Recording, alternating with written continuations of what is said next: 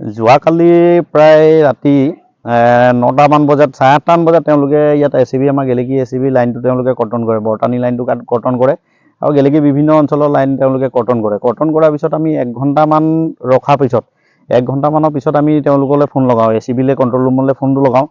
প্ৰায় মই নিজে 40 বাৰমান ফোন লগাইছোঁ। 40 বাৰমান ফোন লগোৱাৰ পিছত তেওঁলোকৰ ফোনটো কোনো ধৰণে লগা নাই, বিজি বুলি। তাৰপিছত মই গম পালোঁ যে ফোনটো অলৰেডি আমাক মানে ব্লক লিষ্ট কৰিছে বুলি।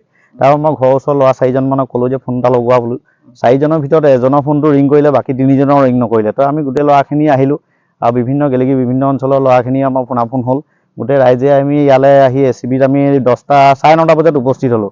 9:30 বজাত আহি আমি দেখিছোঁ এচিবি যিখিনি কৰ্মচাৰী, ঠিকাভিত্তিক কৰ্মচাৰী, যিখিনি এচিবি কৰ্মচাৰী, তেওঁলোকে ইয়াত আহি পেলাই তেওঁলোকে কিছুমান ইয়াত বহি আছে।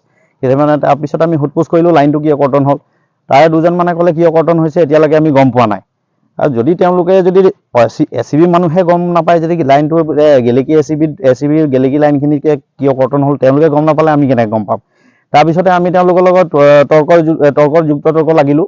তাৰপিছতে তেওঁলোকে লাহেকৈ 2জনমানে ইফালে আমাৰ লগত যেতিয়া আমি অলপ কিবাকিবি টানকৈ কোৱাৰ পিছত তেওঁলোকে নিজে য'তে ত'তে টৰ্চ মাৰি পেলানি টৰ্চ মাৰি কিবাকিবি চাব লাগিলে। তাৰপিছত তেওঁলোকে 10:40 আমাক ক'লে যে এই বস্তুটো অলৰেডি ফিল্ডত কিবা বিজুতি ঘটিছে বুলি। তাৰপিছত গাড়ী লৈ তেওঁলোকে ওলাই গ'ল, ফিল্ডলৈ ওলাই গ'ল। তাৰ পিছে আমিও গ'লোঁ। আমি গৈ তাৰপিছত গেলেকী থানাৰ ওচৰতে ক'ৰবাত লাইনটোত আপোনাৰ 11:30 আমাৰ 11:30 লাইনটো ঠিক হৈছে। তাৰপিছত লাইনটো আমাক দিছে। এইটো সমস্যা প্ৰকৃততে আজি 6-7 মাহমানৰ আগতো হৈছে। 6-7 মাহমানৰ পৰা এইবাৰ বেছি হৈছে মানে এই সমস্যাটো। আজি 1 বছৰৰ পৰা এই সমস্যাটো গেলেকী মানে এচিবিৰ সমস্যাটো আজি 1 বছৰৰ পৰা বেছি হৈছে। লাইন কৰ্তনটো অকণমান মানে বতাহটো বাদে দিয়ক, চিপচিপীয়া বৰষুণটো দিলেও ইয়াত লাইনটো কটা হয়। আৰু বিশেষকৈ মানে অতি এটা কথা ক'বলগীয়া কথা এটা আছে যে এই এচিবি যিটো কণ্ট্ৰল ৰুম হয়, আজি আমি প্ৰায় 1 মাহমানৰ আগৰ পৰাই ফোনটো লগালে এচিবি কণ্ট্ৰল ৰুমত আমাৰ ফোনটো নালাগে। তেওঁলোকে আমাৰ ফোন নম্বৰবোৰ ব্লক লিষ্টত ভৰাই থৈছে। যিসকল এতিয়া ধৰি লওক আমাৰ গেলেকী হওক বা আমাৰ বৰতানী আশে-পাশে যিমান অঞ্চলৰ মানুহ হয়, চবৰে নাম্বাৰবোৰ ইয়াতে এচিবি কণ্ট্ৰল ৰুমত যিজন মানে ধৰি লওক আমি গম পোৱা মতে কালি কিবা মুকেশ ৰবি দাসৰ নামৰ ল'ৰা এজন আছিলে, তেখেতে মানে চবৰ নাম্বাৰবোৰ কালি ইয়াত গম পোৱা মতে ৰাইজৰ লগত কথা কিছুমান পাতোতে তেখেতে চবৰ নাম্বাৰবোৰ ব্লক লিষ্টত ভৰাই থৈছে বুলি। তো এইটো এটা কথা যে আমি যদি ৰাইজৰ নাম্বাৰবোৰ যদি আমাৰ ব্লক লিষ্টত ভৰাই থয়, আমি যদি ক'ৰবাত কিবা এটা অঘটন হয়, তেতিয়া আমি যদি এচিবিক যদি জনা হয়, আমি কেনেকৈ জনাম? আমিতো কোনো ধৰণে এচিবিক আমি জনাব নোৱাৰোঁ। এই বিষয়ে মানে আমি যদি আৰ্টছা গেলেকী উপশাখাই আমি এক স্মাৰক প্ৰদান কৰিবলৈ, আমি মহকুমাধিপতিলৈ আমি এক স্মাৰক পত্ৰ প্ৰদান কৰিবলৈ আমি সিদ্ধান্ত লৈছোঁ। আৰু এই যিকেইজন ঠিকাভিত্তিক ইয়াত মানে কৰ্মচাৰী আছে, তেওঁলোকক মানে চাকৰিৰ পৰা বৰ্খাস্ত কৰিবলৈ আমি তেওঁক দাবী সেই পত্ৰৰ যোগেদি আমি তেওঁক দাবী জনাম। যিহেতু মানে তেওঁলোকৰ কোনো ধৰণৰ অভিজ্ঞতা নাই।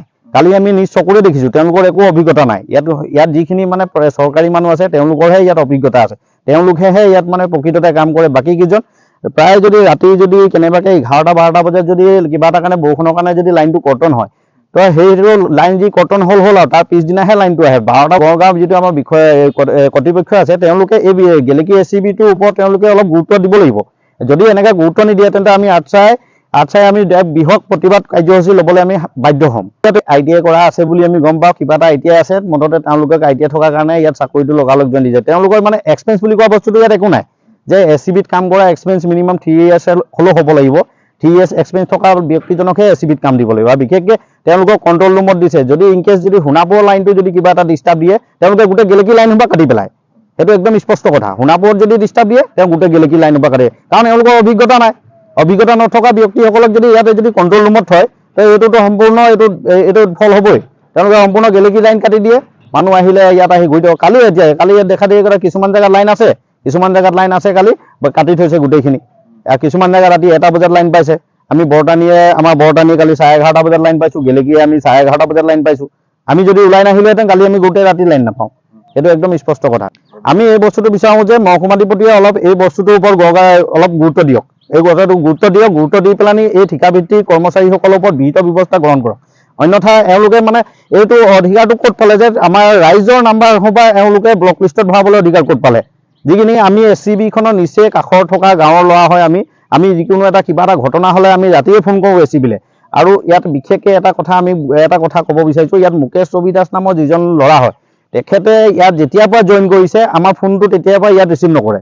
কিন্তু তাৰ আগতে ইয়াত আমি ৰাতি 2টা বজাতো ফোন কৰোঁ। ইয়াত আমাৰ এজন শৰ্মাদা বুলি এজন আছিলে, তেখেতক যদি আমি ৰাতি ফোন কৰোঁ, 2টা বজাতো ফোন কৰোঁ, শৰ্মাদা আমুকত আমুক হৈছে, তেখেতে লগালগ ইমিডিয়েটলি একশ্যন লয়, কাৰেণ্টটো কাটে বা কিবা এটা কৰে। মানে তেখেতে আগতে আমাক ইয়াত গুৰুত্ব দিয়ে, আমাৰ ৰাইজক ইয়াত গুৰুত্ব দিয়ে। কোনো ধৰণে মানে ৰাইজে আজি এতিয়া আহি আমি সোধ পোছ কৰাতে কৈছে বোলে 10 হাজাৰ মানুহে একেবাৰে ফোন কৰে। এইটো সম্পূৰ্ণ মিছা কথা। কালি বিভিন্ন ধৰণৰ মানুহে ফোন কৰিছে, চবেই ফোন কৰিছে, চবৰ নাম্বাৰবোৰ ৰিঙো হৈছে, কিন্তু এওঁলোকে কোনো ধৰণৰ এওঁলোকে ফোনটো তোলা নাই বা ফোনটো তুলি কথাটো ক'ব লাগিব। কিজানি ক'ৰবাত শ্বৰ্ট চাৰ্কিট হৈ আছে, সেইটো কাৰণে কিজানি কোনোবাই ফোন কৰিছে। চবেই যে কাৰেণ্টটো পাব লাগে বুলিতো ফোন কৰা নাই। এইখিনি কথা তেওঁলোকে অলৰেডি মানে এইখিনি কথা ভাবিব লাগে। একচুৱেলি এওঁলোকে ভাবিব কেনেকৈ, এওঁলোকে ভবা শক্তিটো নাই। যিহেতু এওঁলোকৰ কোৱালিফিকেশ্যন নাই, এওঁলোকৰ অভিজ্ঞতা নাই, কোৱালিফিকেশ্যন নাই, এই ঠিকা ভিত্তিক কৰা ল'ৰাখিনি একো নাই, সিহঁতৰ এক্সপেৰিয়েঞ্চো নাই। উইদাউট এক্সপেৰিয়েঞ্চত এওঁলোকে ইয়াত আহি নিজে কাম কৰি আছে, একো নাজানে। এওঁলোকে সোণাপুৰত লাইন ডিষ্টাৰ্ব দিলে, গোটেই গেলেকী লাইন কাটি পেলাই। এইখিনি সম্পূৰ্ণ মানে এইটো আমি সম্পূৰ্ণ আমি দুখ প্ৰকাশ কৰিছোঁ। লগতে আমি গড়গাঁও কৰ্তৃপক্ষক জনাইছোঁ, এই বিষয়ে যদি তেওঁলোকে গুৰুত্ব সহকাৰে যদি নলয়, আমি আৰ্টছা গেলেকী উপশাখাই আমি বৃহৎ এক প্ৰতিবাদ কাৰ্যসূচী ল'বলৈ আমি বাধ্য হ'ম।